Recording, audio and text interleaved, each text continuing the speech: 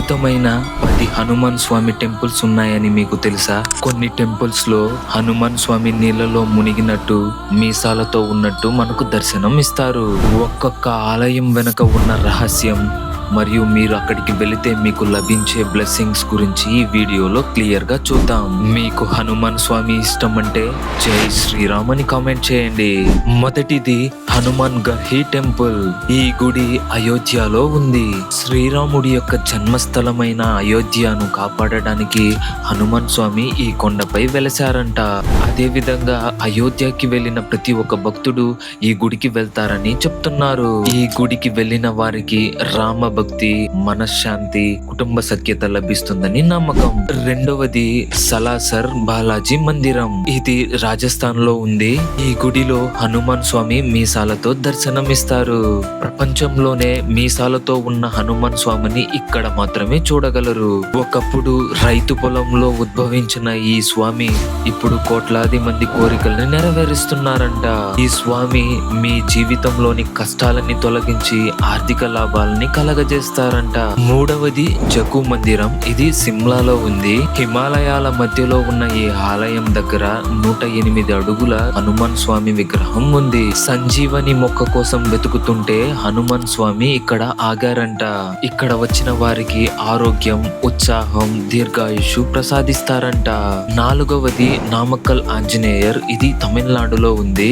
18 అడుగుల రాయి విగ్రహ రూపంలో హనుమాన్ స్వామి ఇక్కడ కొలువై ఉంటారు. హనుమాన్ స్వామి నరసింహ స్వామి వైపు నిలబడి ఇక్కడ వచ్చే భక్తులకి ఆశీర్వాదం ఇస్తారంట. ఇక్కడికి వచ్చిన వారికి హనుమాన్ స్వామి జీవితంలోని అడ్డంకులన్నీ తొలగి రెట్టింపు ధైర్యాన్ని ఇస్తున్నారని చెప్తున్నారు. ఐదవది పరిటాల ఆంజనేయ స్వామి విగ్రహం. ఇది విజయవాడ దగ్గర ఉంది. ఇక్కడ ఉండే హనుమాన్ స్వామి యొక్క విగ్రహం సుమారు 135 అడుగులు ఉంటుంది. ఈ విగ్రహం దూరం నుండి చూస్తేనే కనిపిస్తుంది. ఈ విగ్రహం ముందు నిలబడితే మనసులో ఉన్న భయం మొత్తం తొలగిపోతుందంట.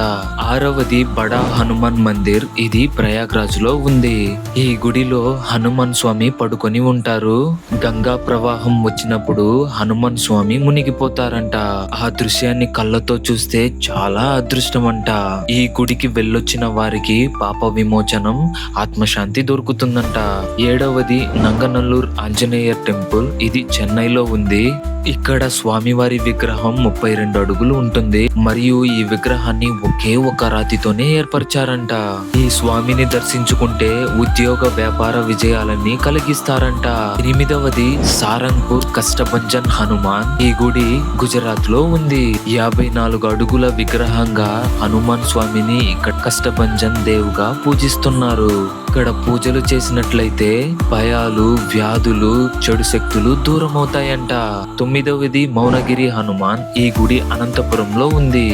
ఇక్కడ ఆంజనేయ స్వామి పర్వతాల మధ్యలో 39 అడుగుల ఎత్తులో కనిపిస్తారు. ఈ ఆలయంలో ప్రార్థన చేసిన వారికి మానసిక ప్రశాంతత, దృఢ సంకల్పం లభిస్తుందంట. చివరిగా 10వది ప్రాచీన్ హనుమాన్ మందిర్.